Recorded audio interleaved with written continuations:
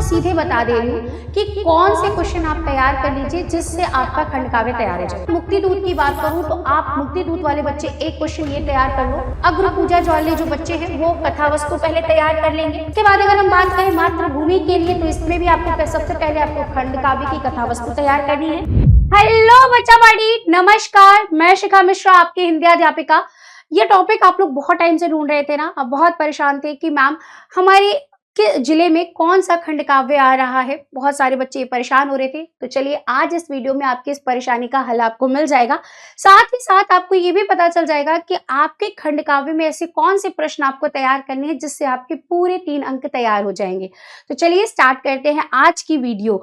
तो आज के इस वीडियो के अंदर हम ये जानेंगे कि हमारे, देखो वैसे आपको बहुत परेशान होने की जरूरत नहीं थी अगर आप लोग अपना सिलेबस अच्छे से चेक करते बच्चा लोग, तो आपको पता चल जाता, क्योंकि आपके यूपी बोर्ड का जो पाठ्यक्रम दिया है उसमें एक चीज मेंशन है कि कौन सा खंड काव्य किस जिले में आने वाला है। वही चीज मैंने यहाँ पर लाकर रख दी है। जैसे कि आपको पता चलेगा आपका मुक्ति दूत है, ठीक है। मुक्ति दूत आगरा, बस्ती, गाजीपुर, फतेहपुर, बाराबंकी, उन्नाव, फिरोजाबाद, सिद्धार्थनगर, संत कबीरनगर में आएगा। ज्योति जवाहर कानपुर, प्रतापगढ़, मिर्जापुर, रामपुर, गोंडा, कानपुर देहात, बलरामपुर और सोनभद्र में आएगा। अग्र पूजा प्रयागराज, आजमगढ़, मथुरा, मऊ, कौशाम्बी में आएगा। मेवाड़, मुकुट, बुलंदशहर, देवरिया, बरेली, सुल्तानपुर, सीतापुर, बहराइच, अमेठी, कुशीनगर और श्रावस्ती में आएगा। जय सुभाष लखनऊ, सहारनपुर, फैजाबाद, बांदा, झांसी, हरदोई, अम्बेडकर नगर, त्रिकूट और ललितपुर में आएगा। मातृभूमि के लिए गोरखपुर, मुरादाबाद, शाहजहांपुर, लखीमपुर खीरी, मेनीपुरी, मुजफ्फरनगर, महाराजगंज, शामली, अमरोह और संभल में आएगा। कर्ण, मरोबा, अलीगढ़, जौनपुर, बलिया, हमीरपुर, एटा, हाथरस और कासगंज में आएगा। कर्मवीर, भरत, मेरठ, फर्रुखाबाद, पीलीभीत, रायबरेली, गाजियाबाद, गौतम बुद्ध नगर, हापुड़, बागपत, कन्नौज में आएगा। और तुमुल जो है वो वाराणसी, इटावा, बिजनौर, जालौन, बदायूं, भदोही, चंदौली और औरैया में आएगा। तो आप सभी बच्चों को पता चल चुका होगा कि हमारे डिस्ट्रिक्ट के, हमारे जिले के अकॉर्डिंग हमारा कौन सा खंड काव्य आने वाला है। अब आपको ये तो पता चल गया कि हमारा खंड काव्य कौन सा है। अब उसी के अकॉर्डिंग हमें देखना है। देखिए बच्चा, इस तरह से कुछ क्वेश्चन आपके पेपर में पूछा जाता है। जैसा कि आपको एक शब्द सीमा दे दी जाती है जो 80 शब्दों के अंदर आपको लिखना होता है, और आपको एक क्वेश्चन लिखना होता है। 3 नंबर का आपको एक प्रश्न मिलेगा और आपको 3 नंबर के लिए आपको खंड काव्य अच्छे से तैयार करना होता है, ठीक है। अब ये इस तरह से क्वेश्चन पूछा जाएगा, जैसे मैं मुक्ति दूत को ही ले लेती हूँ। मुक्ति दूत खंड काव्य के आधार पर गांधी जी का चरित्र चित्रण कीजिए, या मुक्ति दूत खंड काव्य के चतुर स्वर का कथानक अपने शब्दों में लिखिए। तो इस तरह से आपके क्वेश्चंस तैयार हो जाते हैं। मैंने सबके लगा रखे हैं, ठीक है। लेकिन अभी हमें ये नहीं देखना है कि कौन सा प्रीवियस ईयर में कैसे आया था। मैं आपको सीधे बता दे रही हूँ कि कौन से क्वेश्चन आप तैयार कर लीजिए जिससे आपका खंड काव्य तैयार हो जाएगा। जैसे स्पेशली मैं मुक्ति दूत की पहले बात करूंगी।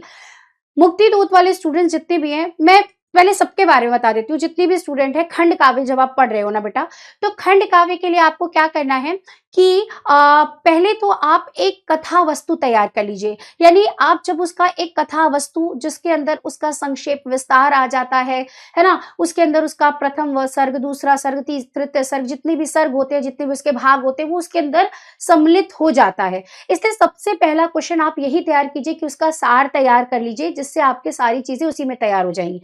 दूसरा, उसके जो इंपॉर्टेंट चरित्र होते हैं, ठीक है, वो तैयार करना होता है। तो आपका जो क्वेश्चन है वो क्या हो जाएगा, रेडी हो जाएगा खंड काव्य के लिए। जैसे अगर मैं मुक्ति दूत की बात करूं तो आप मुक्ति दूत वाले बच्चे एक क्वेश्चन ये तैयार कर लो, मुक्ति दूत खंड काव्य की कथा वस्तु पर प्रकाश डालिए, ठीक है। कथा वस्तु एक क्वेश्चन तैयार कर लिया।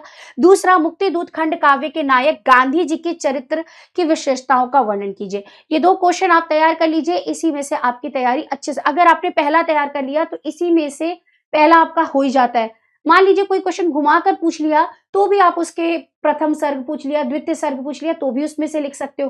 किसी का चरित्र पूछ लिया तो भी उसमें लिख सकते हो। तो कथा वस्तु से ही आपका मेन क्वेश्चन से ही बाकी चीजें भी तैयार हो जाती हैं। तो एक कथा वस्तु तैयार कर लो और एक आप उनकी विशेषता तैयार कर लो, ठीक है। आगे बढ़ते हैं। अच्छा, मैं आपको ये भी बता रही हूँ, आज मैं चैप्टर क्वेश्चंस बता रही हूँ। आने वाली वीडियोस के अंदर मैं इनके आंसर्स भी आपको बताऊंगी, कैसे लिखना है ये भी आपको बताऊंगी। आज आपको पहले क्वेश्चंस बता देती हूँ, आप इनको तैयार कर सकते हैं। इसके बाद ज्योति जवाहर की बात करें तो ज्योति जवाहर वाले जो भी जितने भी स्टूडेंट है खंड काव्य वाले, वो उनकी कथा वस्तु तैयार कर लीजिए। दूसरा, ज्योति जवाहर खंड काव्य के मुख्य पात्र का चरित्र चित्रण कीजिए। ऐसा क्वेश्चन आ जाए, या फिर कलिंग युद्ध का वर्णन कीजिए, ये आपको करना है। अब ज्योति जवाहर का जो मुख्य पात्र है वो नेहरू जी हैं, तो उनका आपको चरित्र चित्रण अच्छे से तैयार करना होगा। तो ये इस तरह से 3 क्वेश्चन बनते हैं, इनको अच्छे से तैयार कर लीजिएगा।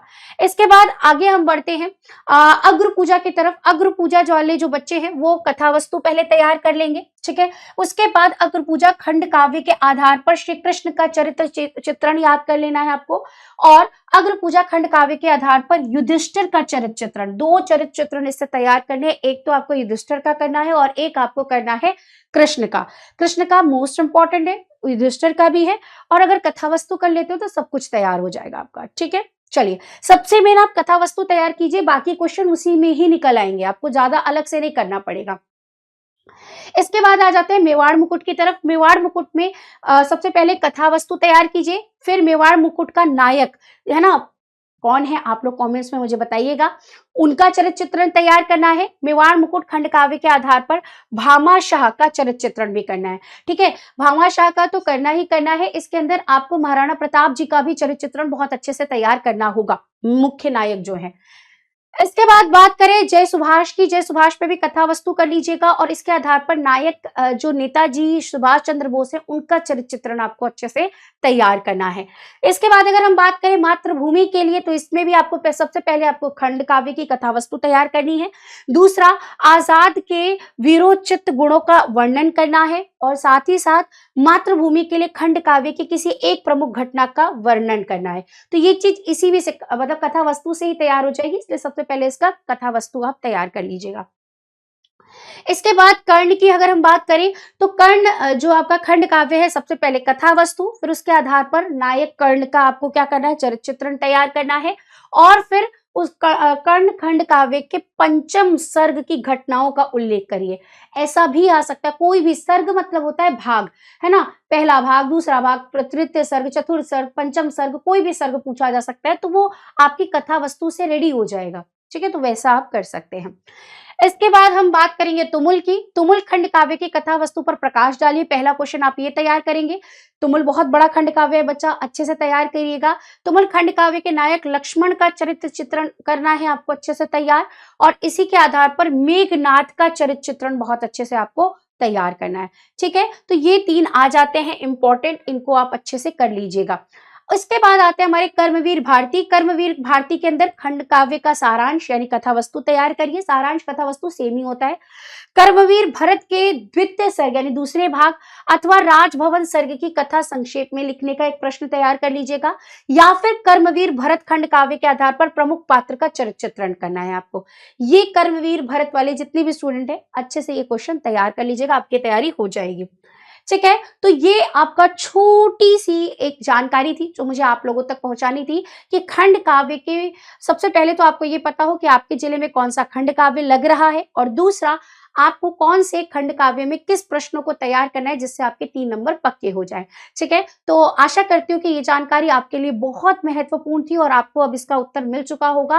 अब आप इसकी अच्छे से तैयारी पर लग जाइए। जल्द से जल्द मैं इसके आंसर वीडियो के साथ भी आप लोगों के साथ मिलूंगी, तब तक के लिए आप खुद से इनके आंसर्स तैयार करिए, पढ़िए। आंसर नहीं तैयार कर सकते तो एटलीस्ट अपना खंड काव्य पढ़कर रखिए, उसके सार को पढ़कर रखिए, ताकि क्वेश्चन जब मैं आपको पढ़ाऊं तो आपको और अच्छे से समझ में आ सके, ठीक है। तो आज के लिए इतना ही, मिलेंगे नेक्स्ट एक नई वीडियो के साथ। तब तक के लिए पढ़ते रहें, मस्त रहें, खुश रहें और अपने माता पिता का नाम रोशन करें। वीडियो अच्छी लगे तो लाइक करना, अपने फ्रेंड्स को शेयर करना, और कमेंट सेक्शन में बताइएगा कि आपको अब और किस चीज की जानकारी चाहिए जो आपको बहुत परेशान कर रही है, ठीक है। धन्यवाद, बाय बाय।